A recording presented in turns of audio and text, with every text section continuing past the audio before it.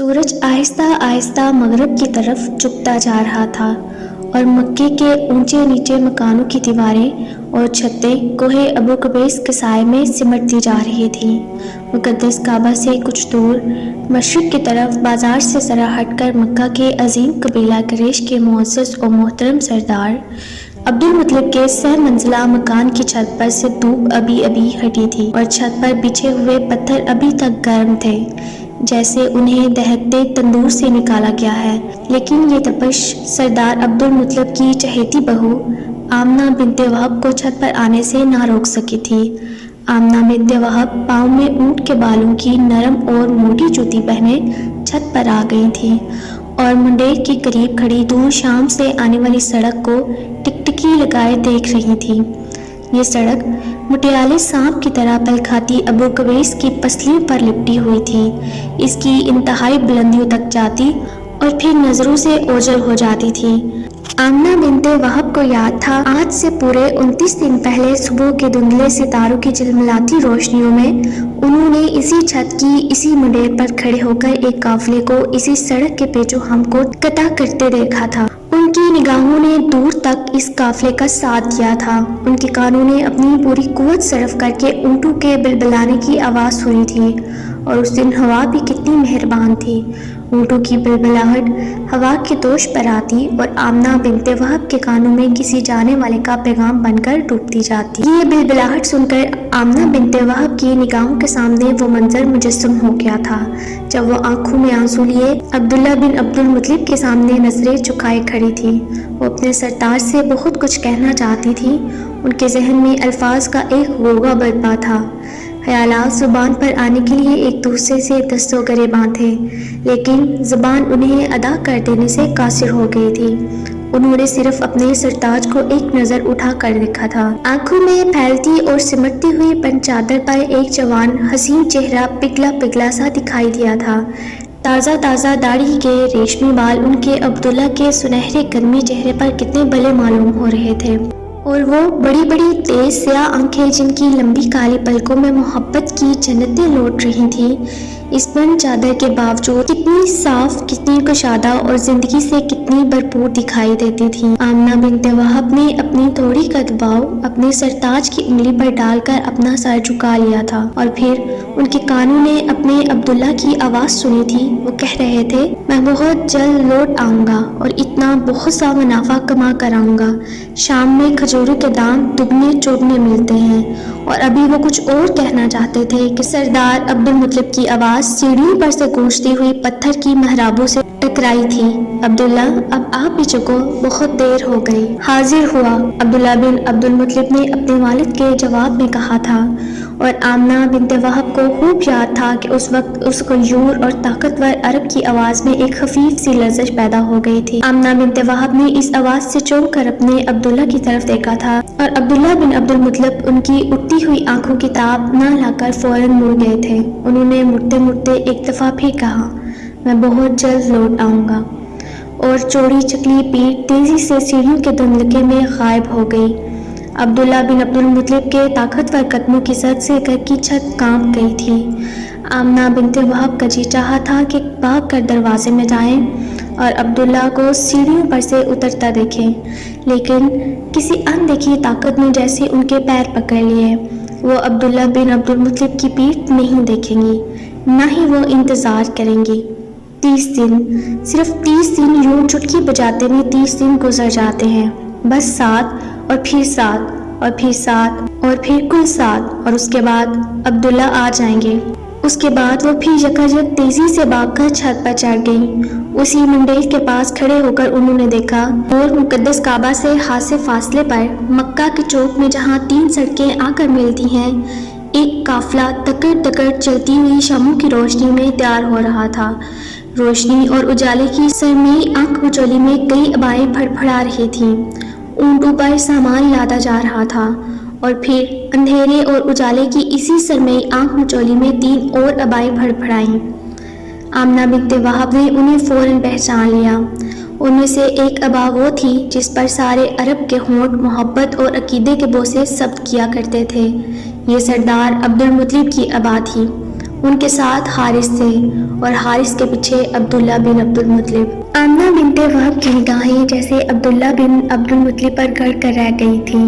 وہ جہاں بھی جاتے آمنہ بنت وہب کی نگاہوں کی زد میں تھے۔ اور پھر قافلہ چلا، اونٹوں کے بلبلانے کی آواز سنائی دی تھی اور آمنہ بنت وہب کو یوں محسوس ہو رہا تھا کہ یہ آوازیں ان کے عبداللہ کے اس وعدے کو دہرا رہی ہیں جو انہوں نے جاتے وقت کمرے کے ملگجے اندھیروں میں کیا، گھبرانا نہیں، میں جلدی لوٹ آؤں گا۔ اور آج بھی جبکہ آدھا مکہ غروب ہوتے ہوئے سورج کی کرنوں سے دھویا جا رہا تھا، آمنہ بنت وہب وہی آوازیں سن رہی تھی۔ سڑک سنسان تھی، دور دور تک کسی جاندار کا اس پر نشان نہ تھا۔ وہ معلوم ہوتا تھا جیسے کوئی مٹیالہ اژدہا ابو قبیس کی پسلیوں سے لپٹ کر ہانپ رہا ہے، لیکن اس خاموشی اور تنہائی کے باوجود آمنہ بنت وہب کے کان وہی آواز سن رہے تھے، میں لوٹ آؤں گا، میں بہت جلد لوٹ آؤں گا۔ اور آج 29واں دن تھا۔ صبح ستاروں کی روشنی میں آوازیں گونجیں گی، اونٹوں کے گلے میں بندھی ہوئی مترنم گھنٹیاں مکے کی امتی فضاؤں کو بیدار کر دیں گی اور عبداللہ آ جائیں گے، آمنہ بنت وہب کے عبداللہ، ان کے اپنے عبداللہ، اور پھر زندگی ایک مترنم ندی کی طرح اٹکھیلیاں کرتی ہوئی بہنے لگے گی۔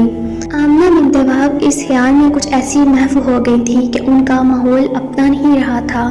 وہ بسو پیش سے بے خبر سڑک کو تکے جا رہی تھی کہ ان کی لونی برکہ کی آواز نے انہیں چونکا دیا، مالکن حضور! اور مالکن نے چونک کر دیکھا۔ برکہ کے ایرانی حد و حال پر مسکراہٹیں دیوانوں کی طرح قربان ہو رہی تھیں۔ آمنہ بنت وہب کی نگاہوں میں بڑے واضح سوال کو برکہ نے پڑھ لیا اور لہک کر کہا، آقا سردار تشریف لائے ہیں اور نچلے کمرے میں مالکن حضور کا انتظار فرما رہے ہیں۔ بڑے ابا؟ جی ہاں، شاید قافلے کی خبر لائے ہوں۔ آمنہ بنت وہب کے ہونٹوں پر سے مسکراہٹ پھولوں کی طرح جھڑنے لگی۔ وہ تیزی سے دروازے کی طرف بڑھی۔ برکہ کو یوں محسوس ہوا کہ اس کی مالکن ہوا میں اڑ رہی ہیں، لیکن یہ تیزی! برکہ بے اختیار چیخ اٹھی، مالکن حضور! دیوتاؤں کے لیے آہستہ چلیے، سنا ہے ان دنوں میں بھاگا نہیں کرتے۔ اور مالکن نے محبت بھری نظروں سے کنیز کو دیکھا۔ ایک مسکراہٹ من کے ہزار دفتر سمیٹے ان مقدس ہونٹوں پر قربان ہو گئی اور پھر آہستہ حرامی سے سیڑھیاں قطع ہونے لگی۔ سردار عبد المطلب کمرے میں بچھے ہوئے کمبلوں پر آہستہ آہستہ ٹہل رہے تھے۔ وہ اس دنیا میں 100 کے قریب برساتیں گزار چکے تھے۔ اس طویل عرصے میں انہوں نے مکے کی سیاست کو ایک نہیں کئی بار پلٹتے دیکھا تھا اور اپنے ہاتھوں سے پھر اسے سیدھا کیا تھا۔ وہ دن بھی انہیں یاد تھا جب مکے کی سیادت و امارت قصی بن کلاب کے خاندان والوں کے ہاتھ سے چھین لینے کی سازش مکمل ہو گئی تھی۔ انہیں وہ خواب آج بھی بالکل اسی طرح یاد تھے جیسے انہوں نے آج ہی دیکھا ہو، جس میں انہیں چاہ زمزم کی نشاندہی کی گئی تھی اور حکم دیا گیا تھا کہ اسے کھودو اور اپنے خاندان کے ساتھ ساتھ اہل مکہ کو بھی سیراب کرو۔ اس کنویں کے حقوق ملکیت کے لیے قریش کے گھروں میں انتشار پیدا ہونے لگا تھا اور اسی وقت عبد المطلب کو یہ احساس ہوا تھا کہ ان کی اپنی اولاد ہونی چاہیے، کثیر اور مضبوط۔ انہوں نے لات و عزا کے سامنے منت مانگی تھی کہ اگر انہیں 10 لڑکے عطا ہوں تو وہ ان میں سے ایک کو دیوتاؤں کی راہ میں قربان کر دیں گے، اور پھر انہوں نے اس آرزو کو پورا ہوتے ہوئے دیکھا تھا۔ وہ 10 بیٹوں کے باپ اور قریش کے طاقتور سردار بن گئے۔ انہوں نے منت پوری کرنے کے ارادے سے حبل کے تیروں سے فال نکلوایا۔ عبداللہ ان کا سب سے عزیز اور پیارا بیٹا قربانی کے لیے منتخب کیا گیا تھا۔ عبد المطلب گھبرا گئے تھے۔ انہوں نے عبداللہ کے بدلے اونٹ قربان کرنا چاہے اور حبل دیوتا 100 اونٹوں سے کم میں راضی نہ ہوئے تھے۔ اور پھر عام الفیل، وہ ہولناک دن جب ابرہہ ایک چرار لشکر اور ہاتھی لے کر کعبہ کو مسمار کرنے کے لیے مکہ پر چڑھ آیا تھا۔ کسی کی مجال تھی جو اس عظیم لشکر کا مقابلہ کرتا، اور کون تھا جو مست ہاتھی کے سامنے سینہ سپر ہو جاتا؟ عبد المطلب نے سردار مکہ کی حیثیت سے یہ عام حکم دے دیا کہ اہل مکہ شہر خالی کر دیں اور اپنی اپنی حفاظت کے لیے ارد گرد کی پہاڑیوں میں چلے جائیں۔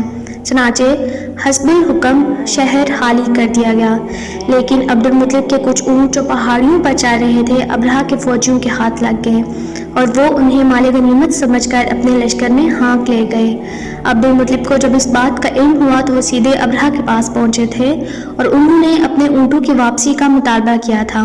ابرہہ نے عربوں کے اس سردار سے حیران ہو کر پوچھا تھا، ہم تمہارے شہر پر حملہ کرنے اور اس کی اینٹ سے اینٹ بجا دینے کے لیے آئے ہیں، تمہیں اپنے شہر کی حفاظت کی فکر نہیں، لیکن اونٹوں کا اتنا خیال ہے کہ فوراً انہیں واپس لینے کے لیے آ گئے ہو۔ اور اربوں کے غیور سردار نے اپنی نڈر سادگی سے جواب دیا تھا، اونٹوں کا مالک میں ہوں، اس لیے ان کی فکر مجھے ہے، لیکن اس گھر کا مالک خدا ہے، وہ خود ہی تم سے نمٹ لے گا۔ ابرہہ ہنس دیا تھا، اس نے اونٹ دے دیے، لیکن دوسرے ہی دن اسے معلوم ہو گیا کہ سردار مکہ نے جو کہا غلط نہ تھا، کعبہ کے مالک نے اپنے گھر کی حفاظت کر لی۔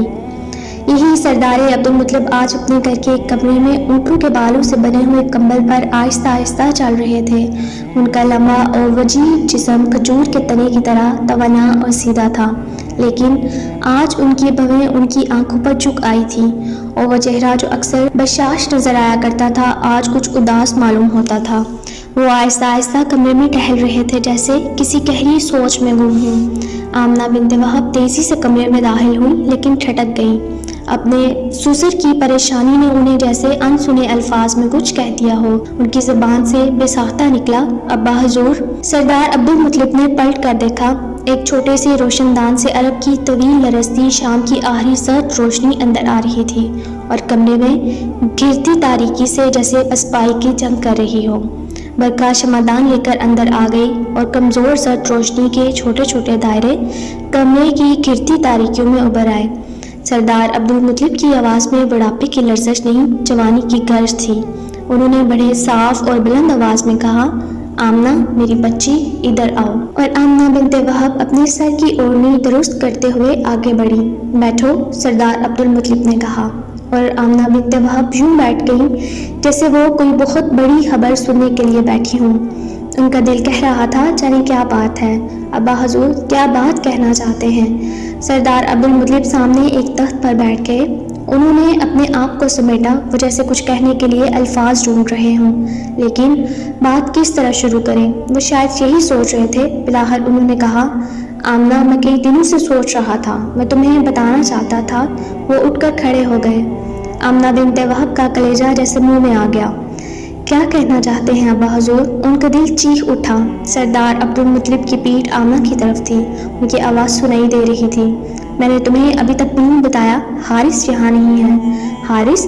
آمنہ کو سخت حیرت تھی۔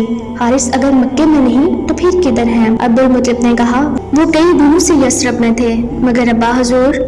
آمنہ اس سے زیادہ کچھ نہ کہہ سکی۔ عبداللہ کی بیماری کی خبر آئی تھی۔ آمنہ بنت وہب کے کلیجے پر جیسے کسی نے تاک کا گوسا مار دیا ہو۔ وہ غیر ارادی طور پر اٹھ کر کھڑی ہو گئی اور تیزی سے عبدالمطلب کے قریب پہنچ گئی۔ بیمار؟ ان کے ہونٹوں سے جیسے یہ الفاظ لڑک پڑے تھے۔ ہاں، مگر گھبرانے کی کوئی ضرورت نہیں، مجھے یقین ہے یثرب کے کاہن اپنے فن کے بڑے استاد ہیں، انہوں نے عبداللہ کو اچھا کر دیا ہوگا، اور پھر حارث خود گئے ہیں۔ تو ابا حضور کیا وہ کل نہیں آئیں گے؟ کل صبح یثرب سے ایک قافلہ آ رہا ہے، عبداللہ اور حارث ضرور اس کے ساتھ ہوں گے۔ عبدالمطلب کچھ دیر خاموش رہے، اور پھر کہنے لگے، میرا مطلب ہے کہ عبداللہ اتنا توانا اور تندرست نہ ہوں گے جتنا تم سمجھ رہے ہو۔